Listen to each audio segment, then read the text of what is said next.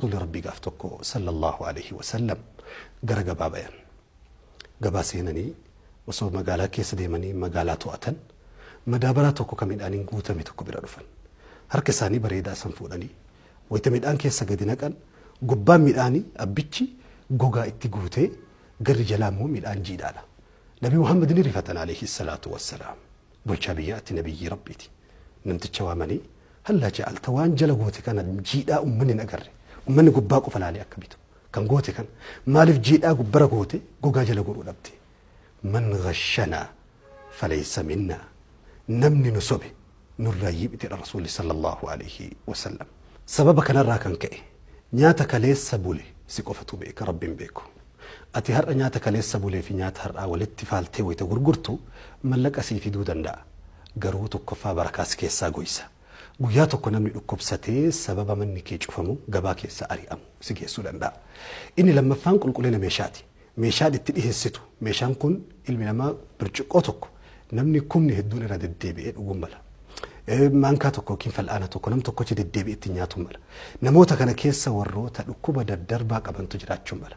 Sirritti saamunaa qulqulluu ammayyaa'aa ta'een bishaan yoo hin dhiqamin dhukkuba daddabarsuudha. dhukkuba daddabarsuun beekaa ta'ee dogongoraanis rabbiin birattis akka seera addunyaan irra baaftettis nama gaafachiisa. Qulqullinni sadaffaan kallattiidhaan mana nyaataa hedduu keessatti mul'atu qulqullina kushiinaati. Kushiinaa jechuun bakka nyaanni itti affeelamu. Mana nyaataa hedduu osoo duuba dabartanii ilaaltanii mana fincaaniiti moo mana nyaanni itti affeelamu adda baasuun ni rakkisa. Sadarkaa kanatti gabbu'uun biyya keenya keessatti bakki dhukkubni irraa maddu bakka lama. Mana nyaanni itti affeelamuu fi mana fincaaniiti. Saalooniin kee haga fedhe qulqullaa'ee soofaa tolchite mana babbareedaa keessa yoo galte bakki dhukkubni irraa sitti seenu manneen kee keessa mana fincaaniitii fi bakka kushiinaa nyaanni itti bilcheeffamu.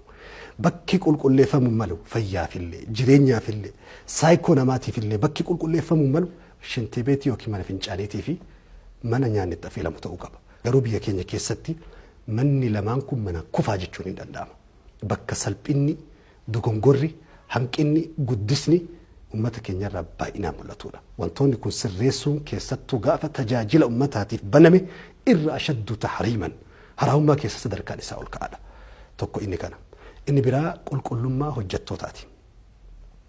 Hojjettoonni akka seera biyyattiin baaftetti namni tokko mana nyaataa keessa hojjetuuf fayyummaan isaa mirkanaa'uu qaba. Dhibeewwan daddarboo wantoota qaama isarraa mul'atuun mana nyaataa keessa dalaguun islaamummaa keessatti haraama. Akka fayyaattis baatii jahan hojjetaan mana nyaataa tokko irra deddeebi'ee akka fayyaa isaa qulqulleeffatuu qabu, fayyaa isaa laallachuu qabu, sartifikeet yookiin waraqaa qulqullummaa isaa mirkaneessuuf qabatee mana nyaataa akka seenuu qabu. Seerri biyyattis akkasuma fayyaan illee islaamummaa illee ni jabeessa. Garuu biyya keenya keessatti heddumminaan gatii gadi aanaan nama namaa hojjetu argannaan nama haala keessummaa danda'u argannaan dhimmi fayyaa hedduu hin ilaalamu. Mana nyaataa hedduu keessa sababni nyaata gadi buusu, qulqullina gadi buusu, maamila sirraa ari'u hanqina hojjetaa keetiiti. Kanaafuu qulqullummaan qabxiiwwan dubbanne kana keessatti islaamummaan akkaan jabeessa. Axxahuuru shaxurul iimaan. Akkuma rasuulli rabbii jedhan sallallahu alaihi wasallam qooda iimaanaa keessaa tokko qulqullummaadha jedhan rasuulli alaihi salaatu wassalaam. Hadiisa biroo keessatti inna allaha yuhibbu إذا عمل أحدكم عملا أن يتقنه ربين يو هجي تكو إسن هجتن هجي سنت لبو قوتن قل لنا إيه ستن ربي نجالة تجلن نياتا مئاوة قفصون تئن نياتا حلال قفصون تئن قل لنا كان قبو نمن إيه السنم قل لنا قبو من أتتئيه ستو من قل لنا قبو مشال أتتئيه ستو قل لنا قبو تانان ما تمتي إساتو عبادانا من نياتا إسلام ما كيستي دلدل قفت اللالم أمانة في إبادة. علمنا ما من نياتا كيسين لبو كيفودي هركا لبو في فودي هركا كيكا أجر.